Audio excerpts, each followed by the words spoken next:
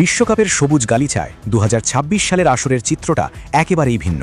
এবারের বিশ্বকাপ শুধু খেলাধুলাতেই সীমাবদ্ধ নেই, এটি এখন রূপ নিয়েছে আন্তর্জাতিক রাজনীতির এবং দুই পরাশক্তির চরম এক মনস্তাত্ত্বিক স্নায়ু লড়াইয়ে। পুরো ক্রীড়া বিশ্বের নজর এখন কেবল একটি দেশের দিকেই আটকে আছে, আর সেটি হলো ইসলামী প্রজাতন্ত্র ইরান। নিজেদের খেলোয়াড়দের সুরক্ষায় সর্বাধুনিক প্রযুক্তি ও বিশেষ এলিট ফোর্সের ব্যবহার করে ইরান বিশ্বকে বুঝিয়ে দিয়েছে নিজেদের সম্মানের প্রশ্নে তারা বিন্দুমাত্র ছাড় দিতে রাজি নয়। সবকিছু শুরু হয় ট্রাম্প প্রশাসনের একটি বিতর্কিত সিদ্ধান্তকে কেন্দ্র করে। কড়া নির্দেশ দেওয়া হয়েছে, আমেরিকার মাঠে শুধু ম্যাচ খেলতে আসতে পারবে ইরান, কিন্তু খেলা শেষ হওয়ার কয়েক ঘন্টার মধ্যেই তাদের আমেরিকার সীমানা ছাড়তে হবে। কোনো খেলোয়াড়কে রাতে বিশ্রামের সুযোগ দেওয়া হবে না, এমনকি দলের সমর্থকদের ভিসাও আটকে দেওয়া হয়েছে। আর ঠিক এই অপমানজনক মুহূর্তে সম্পূর্ণ ভিন্ন এক সমীকরণ নিয়ে দৃশ্যপটে হাজির হয় প্রতিবেশী রাষ্ট্র মেক্সিকো। মেক্সিকোর প্রেসিডেন্ট ক্লাউডিয়া শিনবাউম ফিফাকে পরিষ্কার জানিয়ে দেন, ইরানকে সর্বোচ্চ রাষ্ট্রীয় মর্যাদায় আতিথেয়তা দিতে মেক্সিকো সম্পূর্ণ প্রস্তুত। রাতারাতি ক্যালিফোর্নিয়া সীমান্ত ঘেঁষা মেক্সিকোর তিহুয়ানা শহরে ইরানের জন্য একটি সর্বোচ্চ সুরক্ষিত বেস ক্যাম্প প্রস্তুত করা হয়।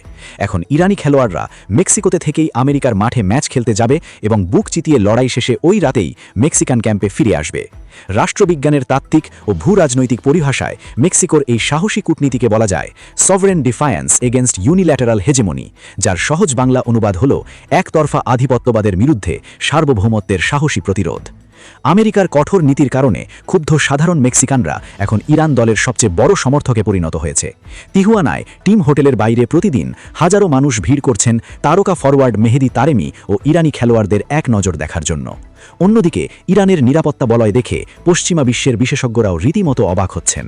খেলোয়াড়দের যাতায়াতের জন্য ব্যবহৃত বিশেষ বিমানগুলোর যোগাযোগ ব্যবস্থা এতটাই আধুনিক যে নির্দিষ্ট ব্যাসার্ধের মধ্যে কোনো অচেনা সংকেত প্রবেশ করলেই তা স্বয়ংক্রিয়ভাবে জ্যাম বা বিকল হয়ে যায়।